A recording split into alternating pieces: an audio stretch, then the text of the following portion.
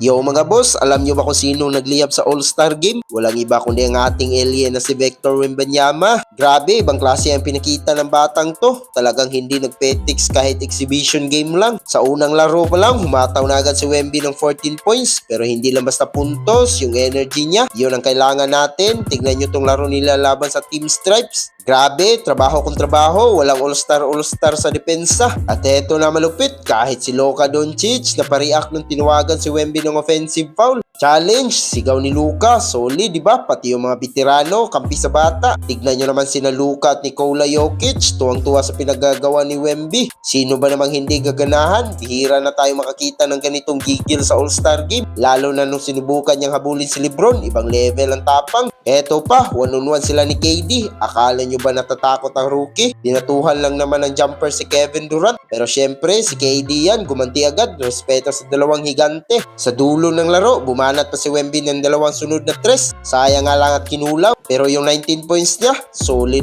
na yun para sa isang batang kasing tangkad ng poste. At bago matapos, tignan nyo tong foul ni Lebron kay Wemby. Medyo hard foul, pero yun ang gusto natin. May pisikalan, may laban, hindi yung parang naglalakad lang sa parke. Kaya kayong mga idol, ano tingin nyo? Si Wemby na nga ba ang susunod na mukha ng NBA? Comment na rin sa baba at huwag kalimutan mag-like at subscribe para sa iba pang NBA updates. Hanggang sa muli, peace out!